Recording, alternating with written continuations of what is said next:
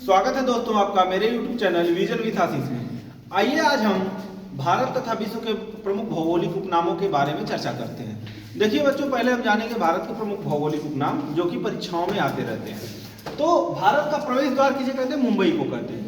मुंबई को भारत का प्रवेश द्वार कहा जाता है। यह सबसे लंबी तटरेखा बनाता है और सबसे अधिक लंबी तटरेखा वाला अगर राज्य पूछेगा तो गुजरात है। इसके बाद है पहाड़ों की रानी।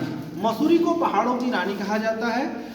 इसके बाद है अरब सागर की रानी। अरब सागर की रानी कोचीन को कहा जाता है। अगर आपसे क्वेश्चन पूछे कि भारत में अरब सागर की रानी, तो कोचीन, विश्व में भी पूछेगा तो कोचीन ही होगा। मसालों का बगीचा।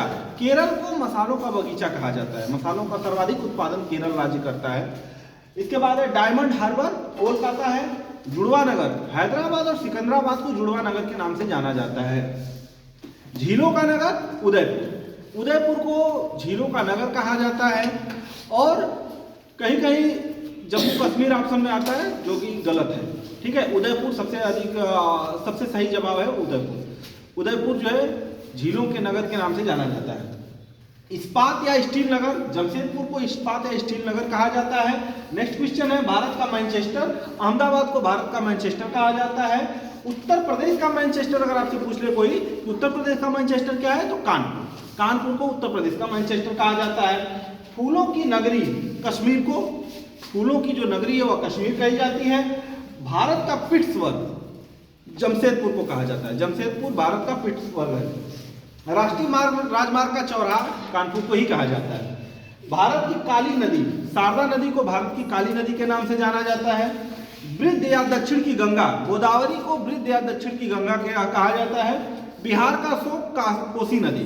कोसी नदी बिहार में बारिश के मौसम में या जब बाढ़ आती है तो बहुत ज़्यादा वहाँ पर तबाही मचाती है, इसलिए कोसी नदी को बिहार का शोक कहा जाता है। नेक्स्ट है फलों की डलिया। हिमाचल प्रदेश को फलों की डलिया कहा जाता है। इसके बाद है क्वेश्चन धान की डलिया, तो छत्तीसगढ़ को धान की डलिया कहा जाता है। इसके बाद है बच्चों विश्व में प्रमुख भौगोलिक उपनाम। तो बच्चों देखिए, उगते सूरज का देश जापान को कहा जाता है। जापान को उगते सूरज का देश, ब्रिटेन को डूबते सूरज का देश और नॉर्वे को मध्य रात्रि के सूर्य का देश कहा जाता है। ये तीनों बड़ा कंफ्यूजनल होता है, तो ध्यान रखिएगा थोड़ा सा। उगते सूरज का देश पूछेगा तो जापान, डूबते पूछेगा तो ब्रिटेन और मध्य रात्रि का पूछेगा तो नॉर्वे। इसके बाद देखिए एक बहुत इंपॉर्टेंट क्वेश्चन है कि 7 पहाड़ियों का देश। 7 पहाड़ियों का देश रोम। रोम से रिलेटेड बहुत क्वेश्चन है, जबरदस्त तरीके से इसको घुमा फिरा के आपसे पूछ सकता है। यह देखिए, जैसे पोप का शहर रोम, होली सिटी रोम, रक्तवर्ण महिला, पश्चिम का बेबीलोन रोम।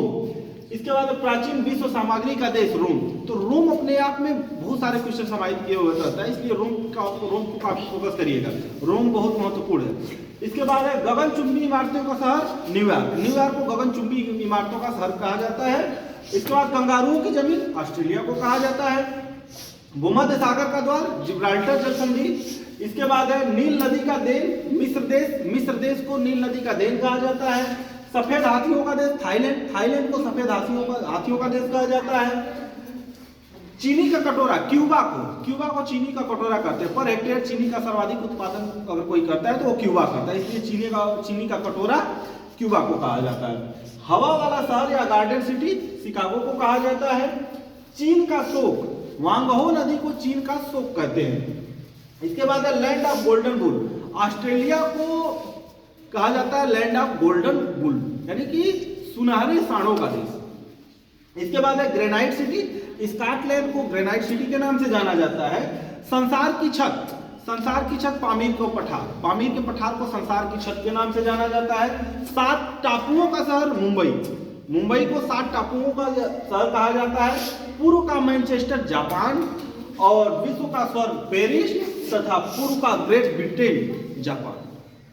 तो जापान से रिलेटेड क्वेश्चन भी बहुत महत्वपूर्ण रखते हैं, इसको भी थोड़ा सा अपने भौगोलिक जीके के अंतर्गत इसको जो है थोड़ा सा अच्छे से पढ़िएगा आप लोग। ठीक है, धन्यवाद, नमस्कार।